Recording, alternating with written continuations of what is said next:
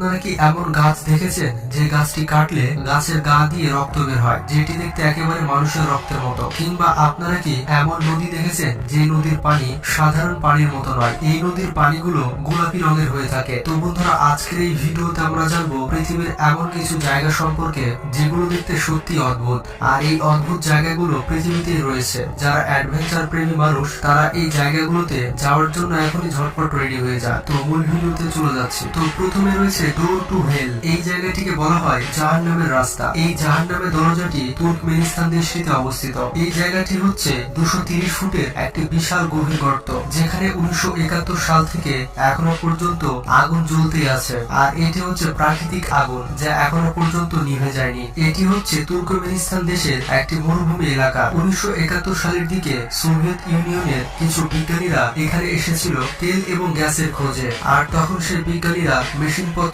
নিয়ে এই জায়গাটিতে ড্রিলিং করা শুরু করে। ড্রিলিং শুরু করার পরপরই এই জায়গাটির মাটি একেবারে ধসে যায় আর এত বড় গর্ত সৃষ্টি হয়ে যায়। আর গর্তটি তৈরি হওয়ার সাথে সাথে অনেক পরিমাণে মিথেন গ্যাস বের হতে থাকে। তখন বিজ্ঞানীদের হাতে দুইটি উপায় ছিল। প্রথমত এই বিশাল গর্তটিকে ভরাট করে দেওয়া, আর দ্বিতীয়টি হচ্ছে আগুন ধরিয়ে দেওয়া। আর তখন বিজ্ঞানীরা এই গর্তে আগুন ধরে দিয়েছিল, যে আগুন এখনো পর্যন্ত নিভেনি। বিশেষ করে রাতের বেলায় এই গর্তটি দেখতে অনেক সুন্দর লাগে। তো এরপরে রয়েছে ড্রাগন ব্লাড ট্রি। বন্ধুরা, এটি এমন একটি গাছ যেটিকে কাটলে তার গা থেকে রক্ত বের হয়। আর এই গাছটির নাম হচ্ছে ড্রাগন ব্লাড ট্রি। আর এই গাছগুলো ইয়েমেন দেশে অবস্থিত।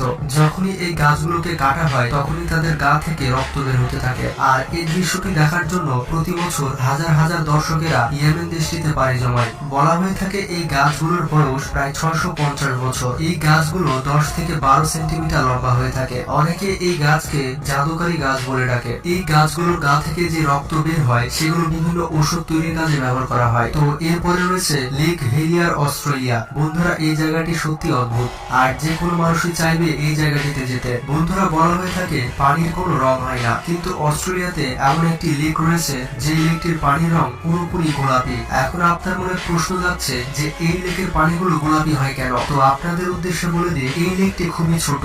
লেকটির ক্ষেত্রফল মাত্র 600 মিটার। কিছু বিশেষ কেমিক্যালের কারণে এই লেকের পানিগুলো গোলাপি হয়ে থাকে। আসলে এই লেকে কিছু ব্যাকটেরিয়া রয়েছে আর বিশেষ ধরনের কিছু লবণ রয়েছে। ব্যাকটেরিয়া গুলো এই লবণের সাথে মিশ্রিত হয়ে পানির রং গোলাপি করে দেয়। আপনি চাইলে এই লেকটিতে সাঁতার কাটতে পারেন, কারণ লেকটির দৃশ্য অনেক সুন্দর। তো এরপরে রয়েছে আইস কেভ, আইসল্যান্ড। বন্ধুরা, আপনারা কি কখনো বরফের গুহা দেখেছেন? যদি না দেখে থাকে তাহলে আজকে দেখে নিন। এটি এমন এক ধরনের বরফের গুহা যেটি আপনি এর আগে কখনোই দেখেননি। এই গুহাটি সম্পূর্ণ বরফ দিয়ে তৈরি, যেটি দেখতে অনেক সুন্দর লাগে। বলা হয়ে থাকে এই জায়গায় এতটাই ঠান্ডা যে কোনো মানুষ কিছু সেকেন্ডের বেশি এখানে টিকতে পারবে না। এই গুহার রং কখনো কখনো সাদা, আবার কখনো কখনো নীল হয়ে যায়। প্রতি বছর হাজার হাজার টুরিস্টরা আইসল্যান্ডে পাড়ি জমান এই গুহাটি দেখার জন্য। তো এরপরে রয়েছে ফ্লাই গিজার। এটি এমন এক ধরনের পানির ঝর্ণা যেটি আমেরিকাতে অবস্থিত। আর এই পানির ঝর্ণাটি আবিষ্কার করা হয় একটি কৃষকের দ্বারা। অনেক বছর আগে একজন কৃষক পানির সন্ধানে এই জায়গাতে গর্ত করতে থাকে। আর গর্ত করতে করতে এখান থেকে এরকম পানি বের হতে থাকে। আর তখন এই পানির তাপমাত্রা ছিল অনেক গরম। তারপর থেকে এখানে পানি বের হতেই থাকে। আর পানি বের হতে হতে এর আশেপাশের জায়গাটি কিছুটা এমন হয়ে যায়। এই পানিগুলোর মধ্যে স্পেশাল কিছু মিনারেল রয়েছে যেগুলো অনেক দুর্লভ। এরপর রয়েছে টার্কুইস আইস লেক। এই লেককে বলা হয় পৃথিবীর সব থেকে বড় মিঠা পানির লেক। রাশিয়ার সব থেকে ঠান্ডা এবং দুর্লভ জায়গায় সাইবেরিয়াতে অবস্থিত। আর এই লেককে পার্ল অফ রাশিয়া বলা হয়। 25 মিলিয়ন বছর পূর্বে এই লেকটি আবিষ্কার হয়েছিল। এই লেকে অনেক দুর্লভ প্রজাতির প্রাণী পাওয়া যায়। শীতকালে এই লেকের পানি পুরোপুরি জমে যায়। আর লেকের পানিগুলো স্বচ্ছ হওয়ার কারণে বরফের নিচে আপনি 130 ফুট পর্যন্ত দেখতে পাবেন। শীতকালে অনেক মানুষ এখানে আসে আইস স্কেটিং করার জন্য। তো এরপর রয়েছে লেক ন্যাট্রন, তানজানিয়া। বন্ধুরা, আপনারা রাজা মিডাসের কথা তো অবশ্যই শুনেছেন। যে রাজা যেটাই ছুঁত সেটাই সোনা হয়ে যেত। কিন্তু আপনি কি এমন লেকের কথা শুনেছেন যে লেকের পানি যে কেউ টাচ করলে সেটি পাথর হয়ে যায়? এই লেকটি দেখতে যতটা সুন্দর ততটাই বিপজ্জনক। এই লেকের পানি যেই টাচ করে সে পাথর হয়ে যায়। বিজ্ঞানীরা বলে থাকে হাইড্রোজেন, অ্যালকোলিন সল্ট এবং লাইমস্টোন থাকার কারণে এই লেকের পানির সাথে এমনটা হয়ে থাকে। এই লেকের পানির তাপমাত্রা 60 ডিগ্রি পর্যন্ত থাকে।